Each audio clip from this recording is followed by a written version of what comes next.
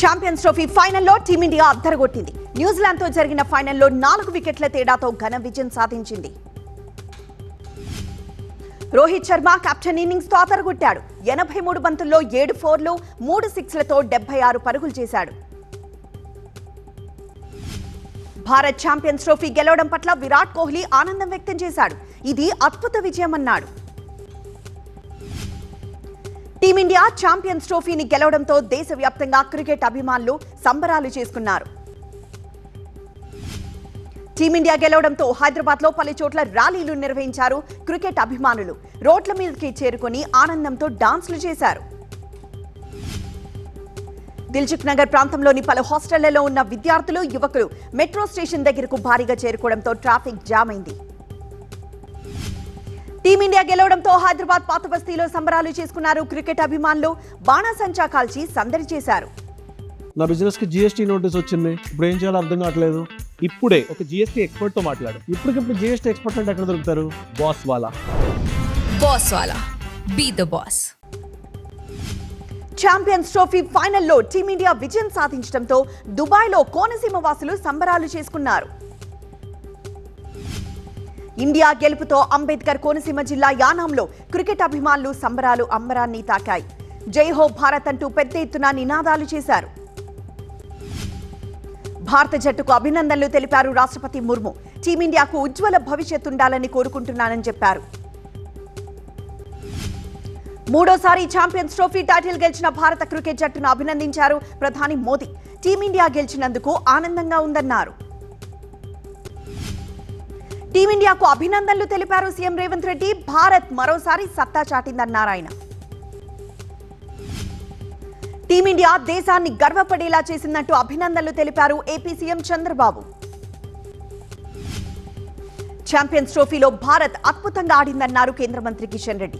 మనల్ని గర్వపడేలా చేసిందంటూ అభినందనలు తెలిపారు. తెలంగాణలో జరిగే ఎమ్మెల్యే కోట ఎమ్మెల్సీ ఎన్నికలకు 3 అభ్యర్థులను కాంగ్రెస్ పార్టీ ఎంపిక చేసింది. అద్దంకి దయాకర్, శంకర్ నాయక్, విజయశాంతిని అభ్యర్థులుగా ప్రకటించింది. మల్లికార్జున ఖర్గే ఆమోదం తెలపడంతో కేసీ వేణుగోపాల్ ఎమ్మెల్సీ అభ్యర్థుల పేర్లను అధికారికంగా ప్రకటించారు. పొత్తులో భాగంగా ఒక ఎమ్మెల్సీ సీటును సిపిఐకి కేటాయించారు. కాంగ్రెస్ ఎమ్మెల్సీ అభ్యర్థులకు శుభాకాంక్షలు తెలిపారు మహేష్ కుమార్ గౌడ్. అధిష్టానం అన్ని కోణాల్లో ఆలోచించి అభ్యర్థులను ఎంపిక చేసిందన్నారు. సీఎం రేవంత్ కాంగ్రెస్ పెద్దలకు ధన్యవాదాలు తెలిపారు. అద్దంకి దయాకర్ 20 ఏళ్ల తన ప్రజా జీవితానికి గౌరవం దక్కిందన్నారు. ఇది ఒక బహుమతిగా భావిస్తున్నానని చెప్పారు.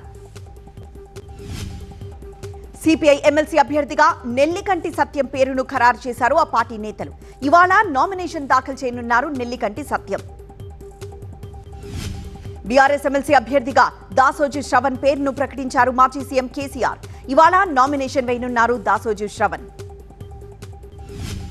తెలంగాణ ప్రభుత్వ కీలక నిర్ణయం తీసుకుంది. యంగ్ ఇండియా రెసిడెన్షియల్ స్కూళ్లకు 11,000 కోట్లు కేటాయిస్తూ అనుమతులు ఇచ్చింది. Digital class rooms, amphi theatre, క్రీడా సౌకర్యాలతో సహా అంతర్జాతీయ ప్రమాణాలతో ఈ schools నిర్మిస్తామన్నారు deputy CM Bhatti.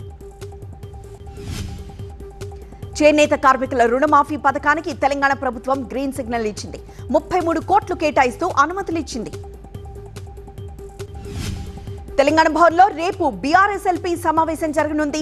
Assembly సమావేశాల్లో అనుసరించాల్సిన వ్యూహాలపై దిశానిర్దేశం చేయనున్నారు మాజీ సీఎం కేసీఆర్. తెలంగాణ ఉద్యమం పురుడు పోసుకునేందుకు తన సొంత ఇంటినే వేదికగా చేసిన వ్యక్తి కొండా లక్ష్మణ్ బాపూజీ అని సీఎం రేవంత్ రెడ్డి కొనియాడారు. ఆసిఫాబాద్ మెడికల్ కాలేజ్ కి కొండా లక్ష్మణ్ బాపూజీ పేరు పెడతామని సీఎం రేవంత్ ప్రకటించారు. హైదరాబాద్ ఎగ్జిబిషన్ గ్రౌండ్స్ లో జరిగిన అఖిల భారత పద్మశాలి సంఘం సమావేశంలో ఆయన పాల్గొన్నారు. రాష్ట్ర ప్రభుత్వం మహిళలను ప్రోత్సహిస్తూ వారు ఆర్థికంగా ఎదిగేందుకు 20 రకాల వ్యాపారాలు అందుబాటులోకి తీసుకొచ్చిందన్నారు మంత్రి సీతక్క. హైదరాబాద్ రవీంద్ర భారతిలో ఏర్పాటు చేసిన గిరిజన మహిళల ఫోటో ఎగ్జిబిషన్ ను సందర్శించారు మంత్రి సీతక్క. మహిళా దినోత్సవం సందర్భంగా పెరేడ్ గ్రౌండ్ సాక్షిగా సీఎం రేవంత్ అబద్దాలు మాట్లాడారన్నారు హరీష్ రావు. అబద్దపు ప్రచారాలతో సీఎం నవ్వుల పాలవుతున్నారన్నారు. సీఎం పదవికి ఉన్న గౌరవం తగ్గిపోయేలా రేవంత్ వ్యవహరిస్తున్నారంటూ హరీష్ రావు మండిపడ్డారు. మహిళలకు ఇచ్చిన రుణాలపై శ్వేతపత్రం విడుదల చేయాలని డిమాండ్ చేశారు. ఇంద్రకరణ్ రెడ్డి ప్రస్తుతం ఏ పార్టీలో ఉన్నారని ప్రశ్నించారు ఏలేటి మహేశ్వర్ రెడ్డి. నిర్మల్ జిల్లాలో పామ్ ఆయిల్ ఫ్యాక్టరీ నిర్మాణాన్ని అడ్డుకునేందుకు తానెవరన్నారు. ఎస్సీ వర్గీకరణ విషయంలో సీఎం రేవంత్ రెడ్డి మోసం చేయాలని చూస్తున్నారని ఆరోపించారు తాటికొండ రాజయ్య. ఆర్థికంగా ఎదిగిన కులాలను గ్రూప్ ఏలో పెట్టారని తెలిపారు. ఎస్సీ వర్గీకరణ చేపట్టకుండా ఉద్యోగాలు ఎలా భర్తీ చేస్తారని ప్రభుత్వాన్ని ప్రశ్నించారు Mandakrishna Madiga. Public service commission ఫలితాలు వారం రోజుల్లో విడుదల చేయాల్సిన అవసరం ఏంటని ఆయన నిలదీశారు. మృతుడు గురుప్రీత్ సింగ్ కుటుంబానికి 25 లక్షల రూపాయల పరిహారం ప్రకటించింది తెలంగాణ ప్రభుత్వం. గురుప్రీత్ ఫ్యామిలీకి చెక్ అందజేయనున్నారు అధికారులు. ఎమ్మెల్సీ అభ్యర్థులుగా కావలి గ్రీష్మ, బీద రవిచంద్రతో పాటు సిట్టింగ్ సభ్యుడు బీటీ నాయుడు పేర్లను టీడీపీ ఖరారు చేసింది. మహిళలు ఎప్పటికీ మహారాణులేనని, మహిళలు లేకపోతే పురుషులు లేరన్నారు హోంమంత్రి అనిత. సమస్యలు అధిగమిస్తూ మహిళలు ముందుకు వెళ్లాలని పిలుపునిచ్చారు. రాజకీయంలో ఎవ్వరూ పడలేని, పడకూడదని మాటలు తాను పడ్డానన్నారు అనిత. అన్నింటినీ అధిగమించిన తాను నేడి స్థాయిలో ఉన్నానని తెలిపారు. ప్రతిపాడు జనసేన ఇన్ఛార్జ్ పరువుల తమ్మయ్య బాబును పార్టీ నుంచి సస్పెండ్ చేస్తూ పవన్ కళ్యాణ్ నిర్ణయం తీసుకున్నారు.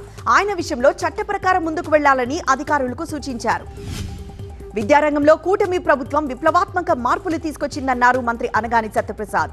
గత ప్రభుత్వంలో విద్యా వ్యవస్థ నిర్వీర్యమైందన్నారు. మంత్రి లోకేష్ క్షేత్రస్థాయి నుంచి విద్యారంగాన్ని బలోపేతం చేస్తున్నారని మంత్రి అనగాని వెల్లడించారు. రేపల్లిలో నిర్మించిన ప్రభుత్వ పాలిటెక్నిక్ కాలేజ్ భవనాలను ప్రారంభించారు ఆయన. కెమికల్ ఫ్యాక్టరీల్లో ఎటువంటి ప్రమాదం జరగకుండా చూసే బాధ్యత తాము తీసుకుంటున్నామన్నారు మంత్రి వాసంశెట్టి సుభాష్. కేంద్ర ప్రభుత్వం అందిస్తున్న విద్యుత్ బస్సుల్లో గుంటూరుకు 100 బస్సులు కేటాయించారన్నారు కేంద్ర మంత్రి పెమ్మసాని. ఈ బస్సులు ఒక్క ఛార్జింగ్తో 200 కిలోమీటర్లు ప్రయాణిస్తాయన్నారు. తమది చిట్ ఫండ్ ప్రభుత్వం కాదన్నారు మంత్రి ఆనం రామనారాయణ రెడ్డి. జగన్ నడిపింది ఇన్స్టాల్మెంట్ ప్రభుత్వం అని విమర్శించారు. మంత్రి నారాయణ పర్యటనపై ఎమ్మెల్యే నల్లమిల్లి ఆగ్రహం వ్యక్తం చేశారు. బలభద్రపురం, కాపవరం గ్రామాల్లో చెత్త నుంచి విద్యుత్ ఉత్పత్తి కేంద్రాన్ని వ్యతిరేకించారు. నెల్లూరు రూరల్ నియోజకవర్గం అభివృద్ధికి కట్టుబడి ఉన్నానని ఎమ్మెల్యే కోటంరెడ్డి స్పష్టం చేశారు. నియోజకవర్గం పరిధిలో వివిధ అభివృద్ధి పనులకు ప్రజల చేత శంకుస్థాపన చేయించారు. జగన్ ఆర్థిక విధ్వంసంతో ఒక్క రూపాయి కూడా అప్పు పుట్టకుండా చేశారంటూ ప్రచారం చేసిన చంద్రబాబు ప్రభుత్వానికి 10 నెలల్లో 1,35,000 కోట్లు అప్పులు ఎలా పుట్టాయని చెల్లుపోయిన వేణు ప్రశ్నించారు.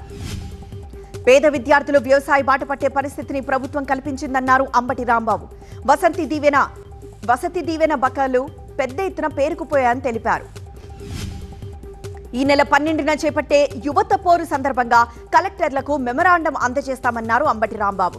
నిరుద్యోగ భృతిని ప్రభుత్వం పక్కన పెట్టేసిందని మండిపడ్డారు. హైదరాబాద్లోని ఇందిరాపార్క్ ధర్నా చౌక్లో నిరసన చేపట్టారు ఉద్యోగులు. జాతీయ గ్రామీణాభివృద్ధి పంచాయతీరాజ్ సంస్థకు కేంద్ర ప్రభుత్వం నిధులు నిలిపివేసిందని మండిపడ్డారు.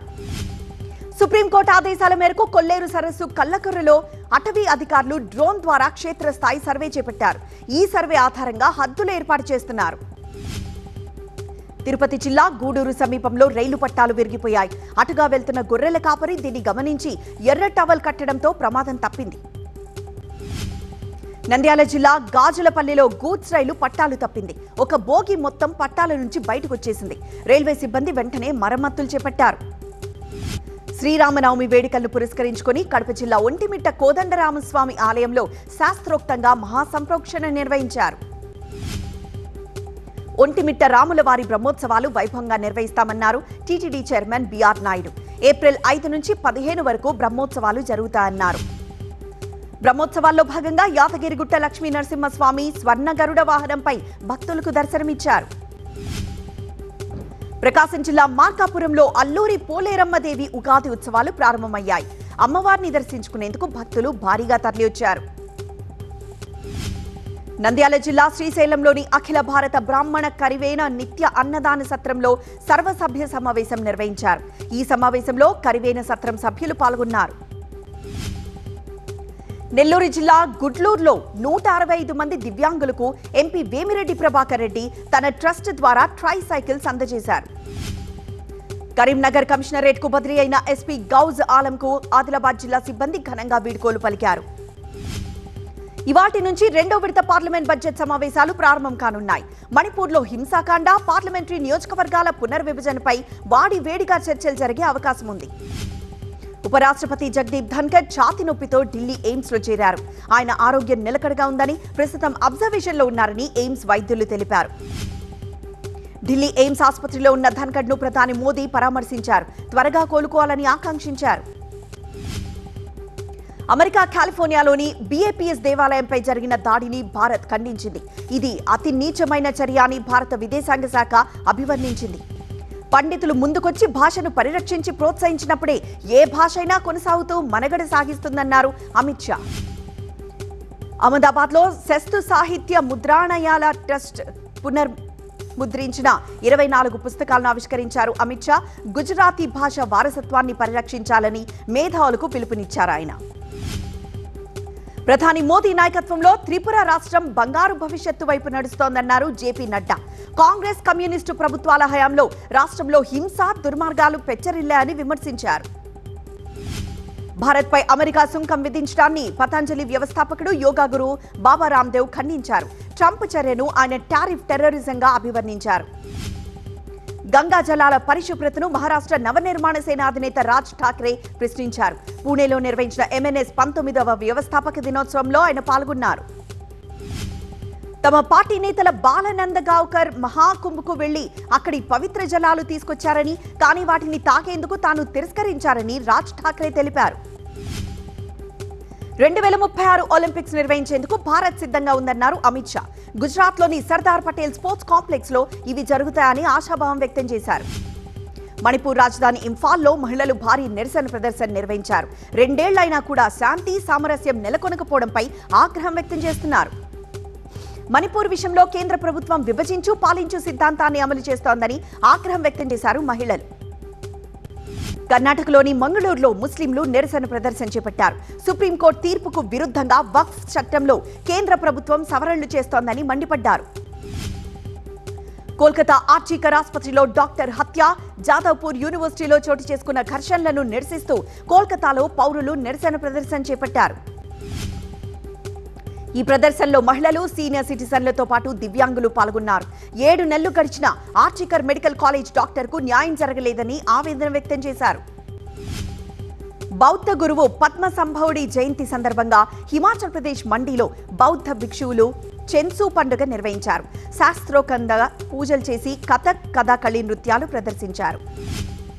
త్రిపుర రాజధాని అగర్తలాలో స్వయం సహాయక బృందాలకు రాజస్థానీ బొమ్మల తయారీలో శిక్షణ ఇస్తున్నారు. ఈ బొమ్మలను తోలు బొమ్మలాటలో ఉపయోగిస్తారు. SSMB 29 షూటింగ్ కు సంబంధించిన వీడియో లీక్ అవడంతో యూనిట్ సభ్యుల మీద సీరియస్ అయ్యారు రాజమౌళి. ఇక మీదట మరింత స్ట్రిక్ట్ రూల్స్ పెట్టబోతున్నారట. విశ్వంభర సెట్ లో సందడి చేశారు యంగ్ హీరోయిన్ శ్రీలీల. షూటింగ్ కు హాజరైన శ్రీలీలకు దుర్గాదేవి రూపు ఉన్న శంఖాన్ని కానుకగా ఇచ్చారు మెగాస్టార్ చిరంజీవి.